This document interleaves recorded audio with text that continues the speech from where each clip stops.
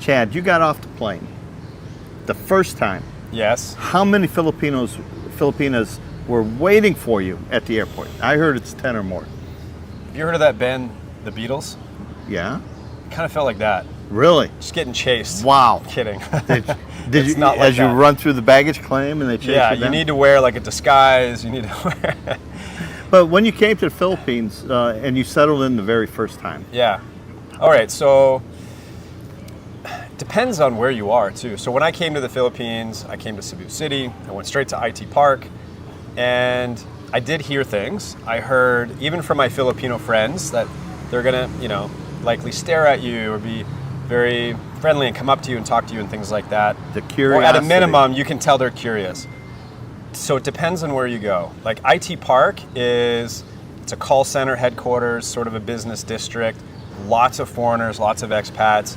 So when they see someone, it's nothing new or exciting. So it's not going to be the same as if you're maybe in a remote area on an extreme other end.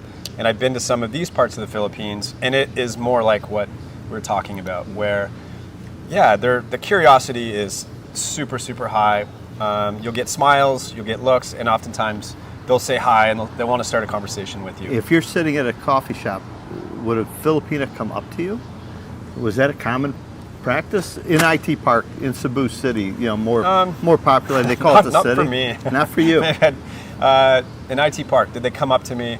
No. I did get smiles. I got highs. Not much in IT Park, but when you get outside of that, you can just see it starts to increase more and more and more. So when you get away from these concentrated tourist or expat foreigner areas. Yeah, it makes a big difference if they see a foreigner every 5 minutes versus every 5 days versus some people have never seen a foreigner in certain parts of the Philippines. Yeah, when I'm riding the motorbike through the province, especially in Cebu, southern Cebu, girls will turn around and look at you and smile. Absolutely. And wave as I'm driving by until they see Janet's on the back of the bike. No, they stare. Like when I was dating and I was traveling around and I had Filipino on the back of the scooter. No, they are really curious. A Filipino foreigner couple gets the curiosity spiked up quite a bit. But to answer your question, it is definitely unlike how it is back home, even in IT Park, as far as the curiosity, as far as the smiles, as far as the willingness to chat with you. And maybe they didn't come up to me, but if I said hi to someone, you'd get a reaction that you're not used to, as far as giggles, as far as some shyness. Did you notice when there were like two girls or more together, they would have more giggles, more smiles? The solo girls seem more shy. No, for sure, naturally, right? They don't have their friends to sort of their posse of support girls. them. I've gone up to, and maybe from doing videos, I maybe go up to a group of girls. The level of friendliness when you go say, "Hi guys, can I chat with you for a little bit?" It's so welcoming. It's so you just feel welcome there. So you can start conversations a lot easier. It was a group of probably 10 girls. They weren't shy. They had each other and they wanted to chat. And I wanted to ask them questions, but they wanted to ask me a lot of questions too. So that curiosity is there. So I tell a lot of guys, if you're single and you're looking and you see two girls walking or more, and you just mention to them, "Hey girls, I'm single." If one of them is single and available, the other ones will say, "Oh, she's single and available." Yeah. I've definitely had that, where they sort of play off each other, and that one will be all embarrassed and things like that. But if she's solo, just walking by herself, you might get a smile, but you're not going to get her phone number. You're not going to get her Facebook. That's a tough one. Did you use any apps? People are telling me about Tinder, the local apps here, Facebook, Tinder. Yeah, for sure. I've tried.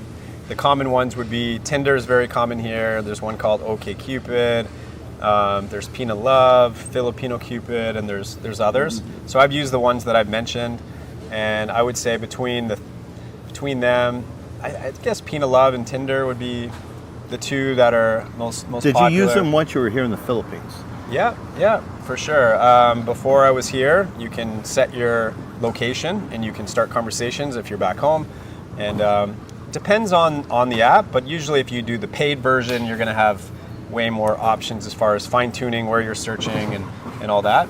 And it's worth it. If you're serious about it and you want to give online a try, it's definitely worth doing an upgraded paid version. Have you tried Facebook? You know, making Nope. friends on Facebook. Never. You know, that's how I met Janet. Was Yeah, you through said that. Facebook. No, I've never done that. I hear people say it's a great way to do it. So, yeah, and I've done it when I arrived here in the Philippines. And in fact, everyone that I've mainly like met or dated or had any significant time with, I think I've met them all online. I have met girls like just being out and about and saying hi and started conversation, but I just Dating never wise? actually just never turned into it. I think it's just circumstantial. But I would say, yeah, for me, online dating apps have been the main source of like meeting and connecting, and it opens up a whole new gauntlet of obstacles for sure. And I've been using less and less, and thinking more about just meeting people, meeting someone through a friend. And I think everyone would prefer that at the end of the day, you know, to have a friend of a friend, a more organic way of meeting. More a common friend. Yeah, sure. Describe to me what a typical first date would be. You know, you meet somebody and you say, okay, let's meet up. Where would you meet them? What was comfortable or uncomfortable in a first meeting? Well, I wanted to mention this before when you were asking me about, you know, how how Filipinos react. What I'm learning is there's not one type, and maybe that's pretty obvious, right? Like wherever you go, there's different types of people. Sure. Some are going to be more friendly. Some are interested in foreigners. Some are not, for different reasons. Some are shy. Some are not. Some are flirty. Some are not. So when it comes to a first date, everyone has a different comfort level on even meeting. Like you could meet online and talk about a first date and say, hey, let's do a video call and sort of make that our first sort of introduction to each other. And some girls are all about it, and others are extremely shy, and they'll postpone that for a long, long time. As far as meeting in person, if you're in the city, I think just like anywhere else, you know, meeting for coffee, I like to do that. Like for me, it's just, let's have a conversation. I don't even consider it to be, it's not romantic, it's just let's meet in person, let's chat, let's see Break if the we're, ice, get to sure, just kind of face-to-face. see if there's a good vibe and, you know, we're on the same page and kind of go from there. That's usually my approach to So your first date first dates. is a safety date. You know, it's Yeah. just me, For low all involved. cost, everybody involved. Yeah, I mean, the cost is less of an issue. Yeah. I mean, maybe that's more of a thing in the U.S., but here, obviously, it's not an issue. It's more time, you know, when you're going to go meet someone for both people. If you're planning some big outing, a dinner, and then you're going to go to the movies, and you're going to do all these things, and you might find out in 5 minutes that you don't feel it, she might not feel it, there might be some awkward conversation or limited conversation. They might not even look like they do in the profile photos. Well, that's why And you I've had that video happen. chat. Well, you Yeah, try the to video do- call sort of eliminates that, but not always, because they might not have good high-speed internet, and it could be so pixelated, Yes, and it's broken true, up, very and true. then you could suggest, hey, let's make a video talking to each other, and record it at high quality, and then send it. That's a good way to do it. If the Wi-Fi is not good for a live video call. Have you ever so- done multiple first dates in one day, like speed dating? Like, oh, I've met 3 girls online. I'll meet you at No. noon, you at 2, you at 4. No, I mean, I haven't done that. You Yeah, haven't and done again, that. it comes back to like, man, do you want to be doing that for a full day, like going from one to the next? Like you're Some guys do. You know, the more they meet, the merrier. Yeah, no, good point. I Yeah, guess. no. Yeah, I don't know. It's never really. Because you're going through the numbers at first. It you is a know. numbers thing, of course. Yeah. Yeah, it's just more the energy you want to put into meeting someone and then lying in. I can't lie. Like back in the day, maybe back in the U.S., I've done that a few times. Sure, where you maybe go from one to the next, but then you got to coordinate the schedule. So that's not really a thing. But you could, if you wanted to do that, you could definitely do that. Definitely You could do. schedule it. I've heard stories. When I first started this, just a random story. I was chatting with a girl. She lived in Mindanao. This is early on, and I was like new to all of it. And just asking her if she's dated a foreigner before. And she went on to explain a story that she met a guy online. They were chatting for a while, got to the point where she felt comfortable, and then he invited her to meet in Palawan. And, you know, bought her the ticket. She got all excited. This is like going to be her boyfriend. Flies out to Palawan to meet him. And then when they first met, he went on to explain to her, I want to tell you, you're not the only one here. I have flown out 5 girls, and I want to spend the week taking turns dating you all. Each girl. Wow. So, and he didn't say it ahead of time, No, which just is not fair. before they get the ticket. they Yeah, should exactly. say that. So if you wanted to do that, I don't know, like that's a possibility. This guy did, and of course she was turned off right away, and she felt uncomfortable, and she Hopefully wanted to she go had- home right away after Hopefully that. she had a round trip ticket. Yeah, they worked something out, Yeah. and he flew her back home. But Yeah, it's different here as far as opportunities, and you could line up a lot of dates in one day, and yeah. So you've met somebody at the coffee shop, you really like them, you know, first meeting, you set up your second date, which you might call your first date. Are you a dinner date guy? Do you find that impresses the girls, or is it more of a, let's go take a walk on the boulevard or something of that nature? Do you feel more comfortable sitting down across the table from somebody? Just depends. I think early on it could work just as far as conversation. I usually like to go for a walk or something like that. You know, we're here in DUMAGUETE, you got the boulevard, you got sort of the more options, the walkway. Yeah, and I like that. But I mean, practically speaking, there's usually a time frame where you're going to get hungry, and if it's around dinner time, so yeah, grab a bite. And this is after you've sort of met and you feel good, spend a little bit more time. But I like to be a bit more active. I was dating someone recently, and by the, I don't know, fourth date or fifth date, we're like, I just wanted to go and do some nature stuff, right? So we went up and did a hike, went to a waterfall. And that's what's cool, like living here in certain parts of the Philippines. You have options like that for dates, which to me are the ultimate dates, right? Yes, you're sharing something you like both enjoy. A cool experience in nature, hiking, beautiful stuff. Yeah, and it's a good way to get to know each other and have a good time together. I had a friend who was young like you, dating here in DUMAGUETE, and he always did the dinner dates. Yeah. So in a dinner date, he decided if she ordered the most expensive thing on the menu, she was not for him. Have you ever gone on a dinner date and noticed, I know back home in the States it's common, yeah. But here, have you noticed that the girls are more conservative? More conservative. What they order, you know, they're more shy to spend your money? Yeah, I've never experienced anyone that I felt was just trying to get the most expensive seafood dinner. They're usually just like humbled by the fact that you're taking them to a restaurant or something like that, and they're almost embarrassed to order anything. So they might even ask you to order something because they don't want to.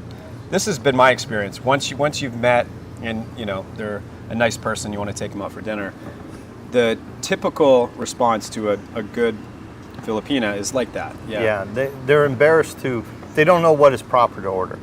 You know, they know what they like. Yeah. And, you know, they probably just want a piece of fish and, and it's rice very or different than the something. U.S. Once so there are girls that have that mentality. Even that maybe here. you meet online. Of, Yeah. Oh, big time. Entitled, they want money. Of course, we've all heard about that. Yeah. But if you get past that, and if you know you're doing this online, and you just meet a normal, good Filipina, across the board, they're more humble, they're more appreciative and grateful. Way different than your typical date in the U.S. Yeah. So, you know, we all heard, like you mentioned, the scams online and everything. I believe it's easier to be scammed online. When you meet a girl in person and they look you in the eye, I don't think they can be scamming you. Most cases. Yeah, well, yes and no. And scamming, we've talked about this. That's a loose term, you know, the scam. Scamming is where they actually maybe get your info and they go in and they steal money from you. Separate you from your money. There's a gray area. We call it scamming, but it's bad intentions. It's not genuine. They want you for money. There's a lot of that for sure. And to answer your question, yes, you get a lot more of that online. It's an easy place for someone to just sit at home. Hide behind the keyboard. Yeah, and just work at trying to earn an income from, I'll be your girlfriend, I love you, whatever, and then guys send the money. It happens all the time. But it's not a scam if you give them money. If they're initiate it. I love you, baby, I need this, I can't afford this. It happens all the time. And if you say, oh, let me help you, because maybe it'll influence you to want to be with me, it's not a scam. Yeah, they have bad intentions, but you're going along with it. Of course, you want to be cautious with that. Do you think, now you're dating, say you found a girl and you're going on your third, fourth date, are you comfortable meeting her friends and family, or just her friends at this point? So at third or fourth date? Yeah, third or fourth date. Am I comfortable meeting the family? Yeah, first you meet her friends probably, and then the family. Are you comfortable meeting friends and then family, or uncomfortable with family? I am. I mean, for where I come from, obviously culturally, it's not as big of a thing. But I have learned since being here how big of a thing it is to meet the family and what that means to introduce a foreigner. And you know, there's a bit more of a it represents a bit more like you are becoming more of an item. I wasn't aware of this. Like, I like meeting family, and it's just respectful, and I get the tradition of courting the family and, you know, being respectful with them and stuff like that. I would leave it up to the person, but of course you got to assess out what her intentions are of introducing you to the family. I went on a date, met her online in Cebu, and we agreed to meet. We met for coffee, then we went for a walk, and she wanted to show me around. I had no idea where we were going. We were just checking out parts of the city. And the end of the walk, we start going through some of the neighborhoods or some little villages and stuff, or barangays. Well, we end up in a little area where there's all these kids playing and people hanging out. Well, without her telling me, she took me to meet her family on the first date. Oh, really? The first date? First date to the family, and I'm like, oh, okay. And I'm meeting dad and mom and siblings, and they're all excited to meet me, and I'm like, wait a minute. Are like, you comfortable? I mean, I can roll with it and talk, but you start to think, what was the plan here? And the plan was, because when I realized, not even for that I just didn't feel it or whatever, it wasn't the best match, nice girl, she was devastated. And this was one coffee meeting. So you do run into that a lot, where girls, they want it to work so bad, and by introducing you to the family, I thought she's probably thinking, all right, I want to get him I always recommend don't meet the family until you're sure that's the girl. Yeah, and I guess that's what I'm getting at. Now that I've learned the significance of it, be cautious with that, know what it represents, and you've sort of stepped over a certain line once you've sort of gotten to the family. Now, you met a family or two. Yeah. Janet's big on this. Meet the girl, and then if you're serious about her, go meet the family, because the family represents the girl. If you have a hardworking family, you see they keep their compound, wherever they live, clean. They're not all drunk on the corner. Chances are that girl is a good girl. 100%. So when you get to that stage and you're taking her serious, meeting the family is a sign of respect. There's a lot of foreigners, and I've talked to Filipinos that refuse to meet the family. There's something awkward about it. Who knows what their intentions are when they don't want to. But if you're willing to, it means a lot to her and the family, and it shows a great deal of respect. A lot of respect to the family. And I learned so much when I met Janet's family. Even though I was already in love with Janet, when I met the family, I could see the values there. You know, the father, everybody's helping him, and the politeness of the children for the blessing, it says a lot about her. Yeah, and that was your main question. Sorry, I got steered away. That is such a good way to know about the girl. Her relationship, the same for anywhere. What's her relationship with her parents and her dad? That's a biggie, by the way. Look into a girl's relationship with her dad and what that can mean. She has a lot of respect for her dad, helping the dad. Yes. And no questions asked. No questions asked. So yeah, that's such a great way. Once you think you're interested and you want to take it to the next level, assess that out and how she treats other people, and that's a biggie. How long would you think somebody would have to date a girl before he decided to have her move in with her? There's no right answer to that. No right answer for that one. Now, of course, there's maybe a window of time once you've done these things and these steps and you've sussed it out. That's a individual's opinion. However, in my opinion, I've done the quicker move forward with someone, and I like to go a lot slower with that. Slow it down. Slow it down. But I know guys that have done it really quickly and it's worked out. So maybe there's luck involved. Maybe someone can have a quicker judgment. We have a common friend, Paul. His number one word advice to everybody is slow down. Slow down. Yes. Slow it down. It's the best advice here, because there are a lot of opportunities here, and chances are you will get someone that will like that girl. People get married off the airplane. They get off the plane and right to the altar. Don't recommend that. Yeah. Don't recommend that. You don't I can't judge. Like I said, I've met people that have done that and it's worked out, but I think overall that's rolling the dice big time. So take your time, and not just, I don't know. Like, my opinion too is, don't meet the first girl you meet online that you connect with. I don't think there's anything wrong with meeting a few, and be honest though about your intentions. The beautiful thing about being honest is it clears your conscience. It puts her at ease, because it might throw her off at the beginning, but it'll make her feel better that you've sort of come out with something like that. As long as it's valid. If you're like, hey, I want to be honest with you, I'm meeting 10 other girls, how you go about that, I don't know. But honesty, one way or the other, it's number one. You got to be honest, man, for sure. Otherwise, it's going to come out eventually. And if you really do like that girl, and you could ruin it pretty quickly by her finding out that you were not honest. Yeah. My understanding, and I believe this, it's harder for a young, good-looking guy to come here to the Philippines and date and find somebody compared to someone older in their 60s who, they're retired and they're going to live here. Have you found that? I can actually speak to that. Not that I'm good looking, because I'm not, but I can speak to my age. And he is good looking, guys. He is good looking. Janet told me. That's why I know. Yeah, right. I've heard this from Filipinas. I've felt it during my experiences of dating, and all around confirmation that there are a lot of Filipinas that will feel much more comfortable with a guy who is older, or even a guy that's not super, super good looking or fit, because a lot of their main objective is to feel secure, to feel comfortable, to not worry about him not being faithful. A lot of them that have dated Filipinos, they'll often tell you they've had experience of being cheated on with younger Filipinos. Apparently it happens all the time, because I hear it all the time. So these girls are looking for foreigners, not necessarily for their looks at all. They're looking for security.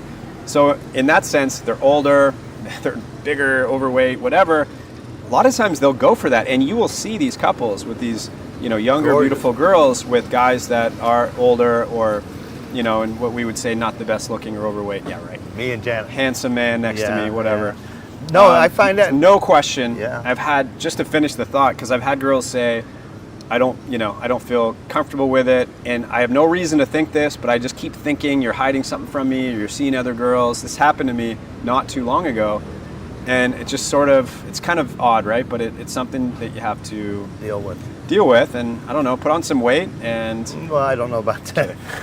But have you had jealousy pop up with any of the girls you've dated, even though it didn't go to a relationship stage? Yeah, and to speak on it, just on this last example, it was a little bit of jealousy. Like, I was sharing my past to just be upfront about I've dated a Filipina and yada yada, and I could just see her in her head hearing this and thinking about it. And afterwards, it came out that she had been worrying about me with other girls, and she's like, again, I don't have any you haven't done anything for me to think this, other than, you've explained that you've been dating and yada yada, so it makes me worried that you're going to be dating other girls. Yes. Or even early on, they might say, who are you with? Who did you go there with? What are you doing?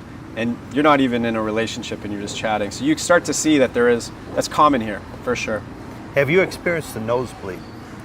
Girls have nosebleed. What's that? Nosebleed is a Filipina who's not really good in English. They have English, they can speak to you in English, but if they go too long talking, or they're trying to keep up with your jokes and some sarcasm, they call them nosebleed. They start to get a headache from translating the English to Visayan, back to English. Where they just look at you? Yeah, they and look at like, you. what are you saying? They don't laugh at your jokes. Whatever, Janet gets nosebleed, and I ran into that with girls online where I chatted with them. They go, yes, I'm getting a lot of nosebleed, I need to go. I've never heard that term, but I've definitely experienced either in person, and you're throwing stuff out there that, maybe it's a bit of sarcasm or a joke or whatever, you're telling a story, and they're kind of staring off like they're not picking up everything you're saying, or you're communicating online, and the response to what you said is not at all what you were hoping to get in return. So yeah, there's some, whether it be a language barrier or what you're describing. Yeah, it happens a lot. So your YouTube channel, Chad Foster Explores. You act like you don't know it. You're on it. You're my Chad Foster member. Explores, the name of his YouTube channel. Are you looking to travel around the Philippines? Are you looking for a girl to go with you on these explorations, or are you just happy to just casual date as you hop around the islands? Yes and no. I'm looking for a relationship, not just dating and having fun. Like, I definitely would love to connect with someone, where we're in a relationship with the potential of long term. Yes, I would love to travel with that person, but after spending 9 months in the Philippines, doing more traveling than anything else, I remember during those months and towards the end, and when I was about to go home for a bit, when I come back, I want to have a home base. I want to have a bit of routine. I want to have a place where I can meet people and be involved a little bit. Yeah. And that's what I've done on this time here in the Philippines. Now I'm in Dumaguete, been here for 2 months. And so I love it. Like, I've met so many people. All the benefits of living somewhere start to come out. You got your setup and where you're living. And then when you're, dating and potentially in a relationship, I kind of like the idea of having the home base, but then doing trips, right? Well, you do that with Janet. I do that with Janet, you take off. So yeah, I'd love to travel, but I don't want to be like just a traveler living out of a backpack and have someone come along you, with me. So a little bit of a blend. It's sort of my So you're going to have intention. eventually you'll have a base home base. where you live, Live then day to travel day, out, enjoying the area. enjoy your life. Let's plan a weekend here. Let's plan a week over here. I get so excited. I mean, that's my thing. Like, I love exploring. I love, finding the out of the way, off the beaten path. I've done some of that on this time around, and there are so many amazing places here in the Philippines to check out, and you can get there for relatively cheap. So, and I would love to do that with someone. The last big adventure I did, it was solo, and it's okay. And I even made a video talking about being alone and traveling and pros and cons. But ultimately, man, if I'm with someone where I just get along great and it's like a real relationship where I feel good about it, that excites me for sure. That's one of the number one things that excites me about a relationship is doing things together and experiencing amazing things with someone that you love. Who doesn't like that? One final question: is there some place you haven't been yet that you're excited to be going to in the future in the Philippines? Is there one destination you haven't been to yet that you're really looking forward to in the future to go to? Well, there's quite a few, and I could even say this. I'd like to go back to places I've been to, but there's other areas of that part of the Philippines. You mean complete the and I'm like, I remember leaving places like Palawan. I went to Coron only, and it's very touristy right there, and I didn't like that. It's beautiful when you go out to Coron Island and all that, all the pictures you see, but I'm not crazy about the just floods of backpackers and tourists. But when you look into it deeper, Palawan has so many amazing places that you can go to, and there's off the beaten path tours. So when I left there, I thought, definitely coming back. I'd love to do this with someone and do some exploring in some remote islands. I went to Dumaguete Islands and did some island hopping there. Spectacular, amazing, and I'd love to go back there and check out other areas. I've never been to really like Leyte, southern Leyte. I'd like to check that out.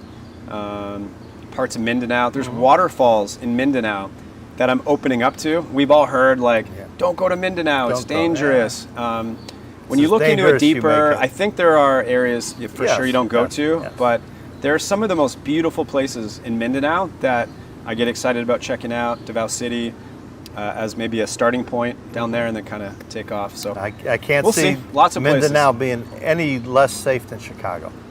Exactly. Safer. Anyway, we look forward to watching your channel, Thanks. seeing where you explore, seeing how your life develops here in the Philippines. Appreciate it. If you ever need anything, you know how to get hold of us. Thanks for joining us. Thanks, guys. Appreciate it.